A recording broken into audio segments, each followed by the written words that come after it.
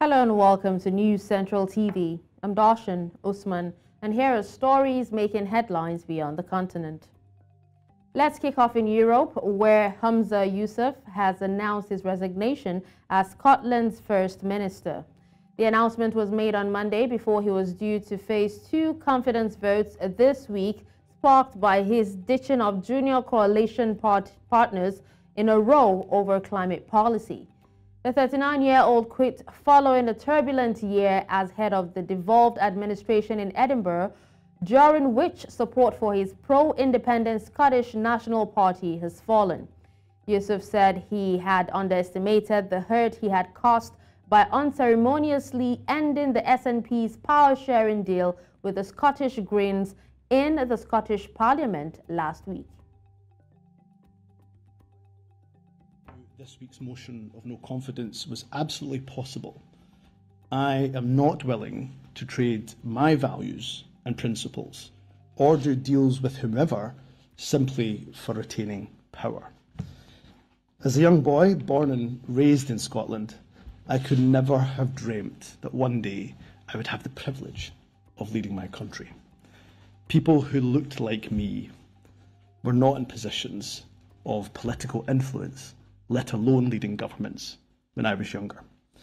But we now live in a UK that has a British Hindu Prime Minister, a Muslim Mayor of London, a Black Welsh First Minister, and for a little while longer, a Scots Asian First Minister of this country. Independence feels frustratingly close, and believe me, no one feels that frustration more than the leader of the SNP. But the last few miles of the marathon are always the hardest, and we have run this race as a team, and I now will prepare to pass the baton to a successor who I'm absolutely certain will lead us over. In the same vein, residents in Edinburgh, Scotland, have reacted to the resignation of Scottish First Minister Humza Yousaf. The resignation came after a turbulent period in Parliament and government following the Scottish National Party's scrapping of the 2030 climate targets and consequent tension with the coalition party, the Scottish Greens. Now, Humza Yousaf then ended the coalition agreement on Friday, 26th April, leading to the tabling of a vote of no confidence in the First Minister. I'm not surprised, and Scotland needs a big change. Recently, these positions have been shifting so much across all of the governments that, particularly in the light of, or in the run-up to a lot of significant elections, it doesn't feel like it really inspires much faith in many of these leaders, or in us as the kind of electorate having much power. I just feel that obviously he had no choice but to resign with the imminent, vote of no confidence coming. No choice, really. Disappointed. I'm disappointed that the man himself didn't get the opportunity to be First Minister for a longer period of time. And I also noticed he was quite emotional, and being a politician is very emotional. I think it's quite a big shame. I thought Humza was great with the Gaza, with the war in Gaza, and it makes me a bit worried about the prospect of Scottish independence in the future as well. For more on this, I'm joined by our international correspondent, Afia Hagen. Hello, Afia. What led to the resignation of Humza Yousaf? Well, Humza Yousaf, Scotland's still, for now, First Minister, the youngest First Minister ever, first Muslim First Minister as well. He inherited a Scottish National Party that had been in power since 2007, and a Scottish National Party that was losing its grip on power. Now, its previous leader, Nicola Sturgeon, although she was hugely popular sort of 4 years ago, around the time of the pandemic, has run into her own legal troubles, as has her husband, the former chair of the party, both of them under investigation for allegations over embezzlement of money. And so the Scottish National Party, of which he was the head of, or the Scottish First Minister, have been slowly losing their grip on power. They've been in power for a long time, 17 years. And so a lot of people in Scotland feeling that it's time for change. So he inherited a party that knows that it's going into the opposition. And so therefore, we're continually making mistakes. Now, the power sharing agreement that I had with the Green Party collapsed late last week because the Green Party no longer felt that the Scottish National Party could deliver on climate change projects and sustainability, things that they had promised when they came to power. There's also been some very, very heated and toxic debates around trans rights, around climate change, as I said, around the situation with Nicola Sturgeon, their former leader and former First Minister also. And so the legacy of longevity around the Scottish National Party is one that means people are tired. People within the party are tired, and people who vote for the party are tired as well. And so Humza Yousaf, only been in power for a year, since March 2023, really inherited a party that knows it's on its way out. Well, Humza Yousaf seemed to have had a very challenging first year, didn't he, Afia? An incredibly challenging first year. I mean, it was only last year in October when, you know, he would be at press conferences and running out to take personal calls because his in-laws were trapped inside Gaza after the war started there just after the attacks on October 7th. He said it was the most challenging time of his life. And he also became, you know, one of the first leaders in the world probably to call for a ceasefire and to call for countries to take in refugees from Palestine, from that region. I mean, absolutely, hugely challenging for him to go through that personally. And otherwise, Nicola Sturgeon, like we said, his predecessor, you know, had her own legal challenges which he had to overcome. And even him being voted into office, you know, it was a vote of 52% to 48%, a really close vote there as well. Not exactly the ringing endorsement that perhaps he would have wanted. Problems with the health service, with rising the cost of living, with rising poverty rates in Scotland. An incredibly challenging first year for him, both personally and politically. Yes, indeed. But who is in line to be the next First Minister of Scotland? Now, this is where it gets slightly complicated in the admin, if you will, so bear with me. So the Parliament has 28 days to nominate a replacement for Humza Yousaf. So he is in power for the next month or so once his resignation has been accepted by King Charles III. So if there was only one candidate for the parliamentary nomination, they just need a simple majority of votes to secure that nomination. But in the event that several people put themselves forward for the election, then there'll be a runoff and there'll be votes, and whoever gets the most votes will win that election. So who are your contenders? You're looking at the former Deputy First Minister, that's John Swinney. He's seen as a capable pair of hands. You've got Kate Forbes, who was the person that came second to Humza Yousaf in that vote. Remember, I said it was only 52% of votes he got. Kate Forbes was very close to him in that SNP leadership contest. But her campaign was rocked by the admission that she wouldn't back same-sex marriage, and that was hugely controversial. You also have Stephen Flynn, who's the Scottish National Party's representative down in London in Westminster, That could be problematic because you obviously need to have a Scottish National Party leader that is present in Scotland, in the Scottish Parliament in Holyrood, rather than Westminster. Stephen Flynn at the moment says that he's not interested in the job. But as we know, 24 hours or any length of time in politics, it can change everything. Remember, only 48 hours ago, Humza Yousaf was saying that he would not resign. Things completely changed today. So it remains to be seen who will be in that runoff for Humza Yousaf's job over the next month. Well, thank you so very much, Afia, for that. Now, still talking politics in the region, Popular Party leader Alberto Feijó has reacted to Spain's Pedro Sanchez's decision to stay on as Prime Minister.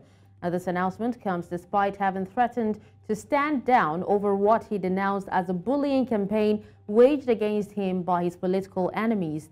In office since 2018, Sanchez last Wednesday dropped a political bombshell saying he would consider resignation after a court confirmed a preliminary probe into his wife Begoña Gomez for suspected influence peddling and corruption.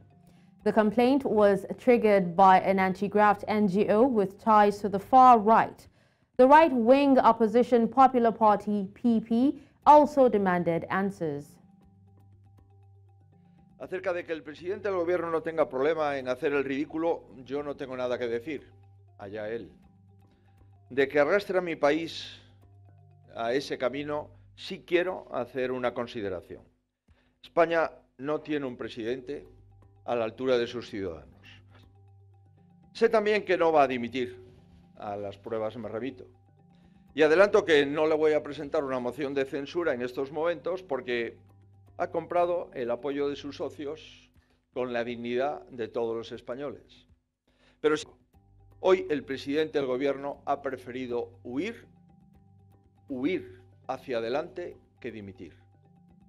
Podría haberlo dejado asumiendo sus responsabilidades por lo que está sucediendo en España y diciendo la verdad a los españoles, pero ha preferido hacer lo contrario. Ha mandado reflexionar al pueblo, pero no le ha dado la palabra. Let's also tell you that Germany on Monday put on trial 9 right-wing extremists accused of plotting to attack parliament and overthrow the government in one of the biggest post-war cases involving far-right militants.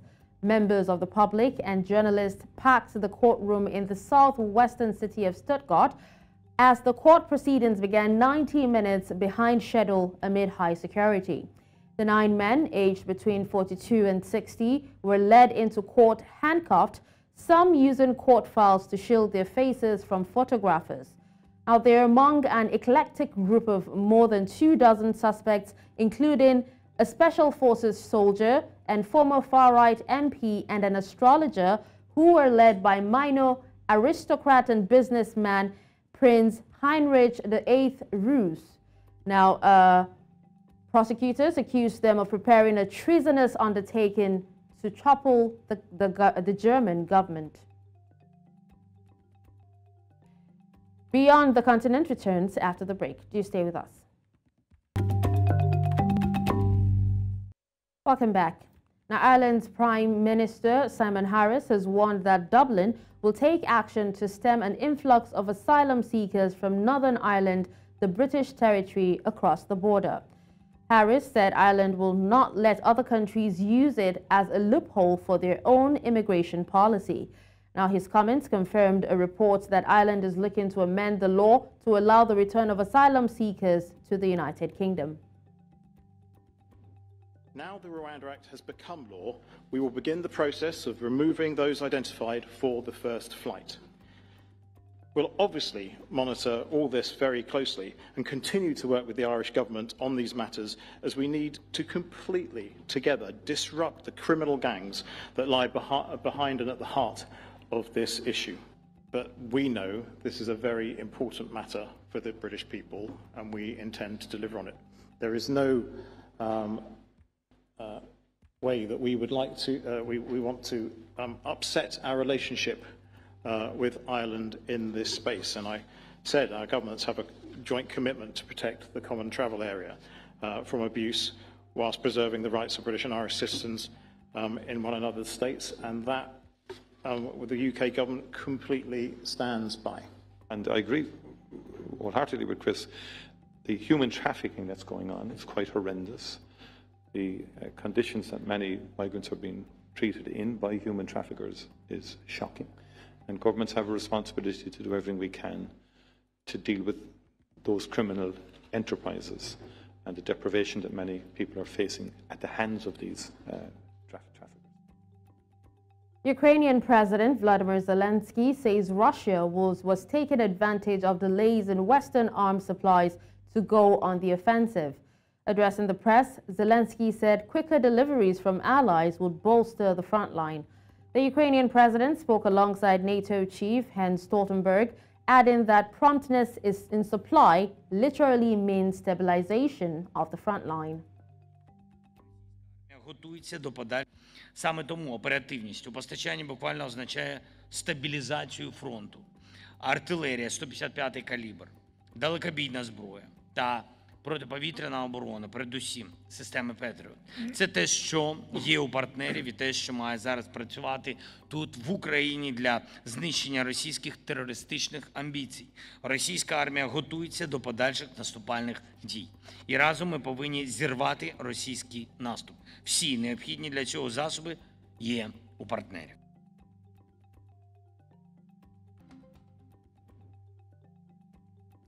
Hamas has been offered a 40-day ceasefire and the release of Palestinian prisoners in return for freeing Israeli hostages. Now, this was disclosed by British Foreign Secretary David Cameron on Monday at a World Economic Forum meeting in Riyadh.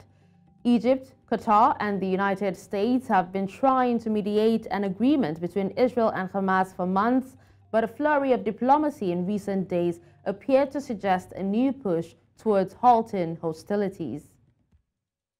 But it does seem to me there is now, let's be frank, a very generous offer of, sustained 40-day ceasefire, the release of potentially thousands of Palestinian prisoners in return for the release of these hostages who've now been in captivity for over 200 days.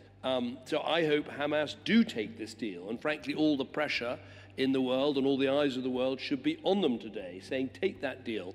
It will bring about this stop in the fighting that we all want to see so badly. We need to see a proper political horizon for a two-state solution so that we can see a future in which there's a secure Palestine alongside a secure Israel. But crucially, this won't work unless the other two conditions are fulfilled, which in my book would be the fact that the people responsible for October the 7th, the Hamas leadership, would have to leave Gaza, and you've got to dismantle the terrorist infrastructure in Gaza. World Central Kitchen is to resume distributing food in Gaza nearly a month after 7 of its aid workers were killed in an Israeli airstrike. The aid organization said it has 276 trucks with 8 million meals ready to enter through the Rafah crossing.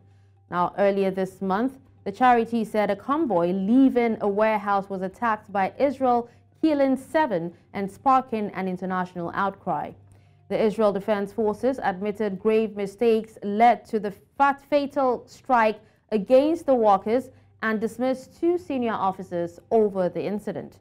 In a statement, World Central Kitchen CEO Erin Gore said resumption is essential as the humanitarian situation in Gaza remains dire. Some students took part in a protest organized by the Hamas media office in a school-turned-shelter for displaced Palestinians in Rafah. Now they are calling for reconstruction of their schools and universities. According to an estimate by UNICEF, nearly 620,000 children are out of school in war-ravaged Gaza. The students also expressed their gratitude to pro-Palestinian protests that have rocked U.S. universities in recent weeks.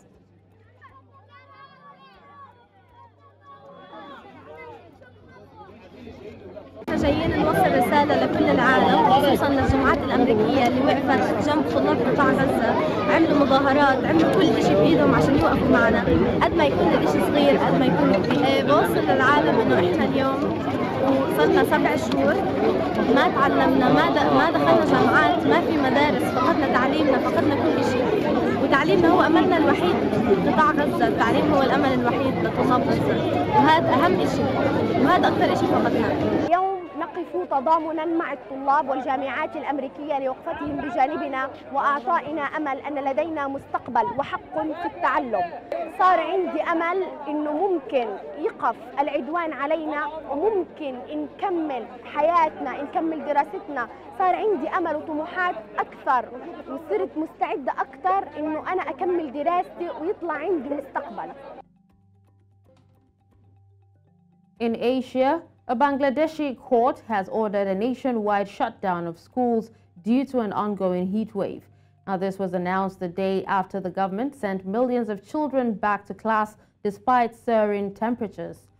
Extensive scientific research has found climate change is causing heat waves to become longer, more frequent, and more intense. Average temperatures in the capital, Dhaka, over the past week have been 4 to 5 degrees Celsius higher than the 30-year average for the same period. The government said at least 7 people had died as a result of the extreme heat since the start of April, with maximum temperatures in the capital forecast to remain above 40 degrees until Thursday. Jose Mujica, former president of Uruguay and a leader of the Latin American left, has announced that he has a tumor in his esophagus. But he promised to continue the political scene and said he was grateful for his life. The 88-year-old former president reported at a press conference that he found out about the tumor last Friday during a medical checkup. He noted that doctors are evaluating the steps to follow, but estimated that the situation does not seem easy.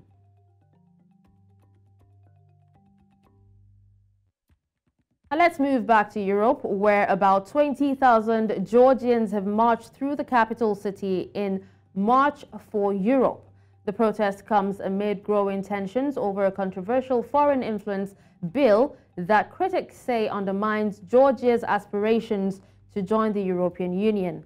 Now, this mass demonstration follows weeks of anti-government protests sparked by the ruling Georgian Dream Party's attempt to revive the legislation. The bill, which critics liken to a repressive Russian law, requires NGOs and media outlets receiving significant foreign funding to register as foreign agents. Similar legislation was withdrawn in 2023 after facing fierce public opposition. This latest development underscores the deep division within Georgia regarding its future direction. The European Union has previously warned that the foreign influence bill could jeopardize Georgia's path to membership.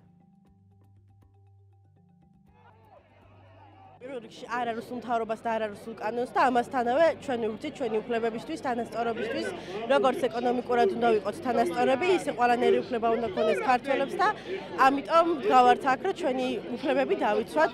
კვირის განმავლობაში ეს პროცესი არ შეჩერდება. ეს არის ეროვნული მოძრაობა, სადაც პროცესი ბუნებრივად მიმდინარეობს. პრაქტიკულად არ იგეგმება.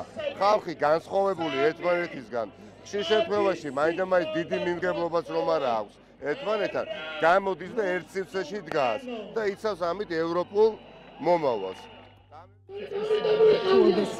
მოხდებოდა საქართველოს რუსეთში მოუბრუნდებოდა ვერ წარმოვიდგენდი And that's all on Beyond the Continent. Send your eyewitness report to the WhatsApp number on the screen. Do follow us on social media. We are at News Central TV. You can watch News Central live on DSTV channel 422, Star Times channel 274, Avo TV and YouTube. Many thanks for watching. I'm Darshan Usman.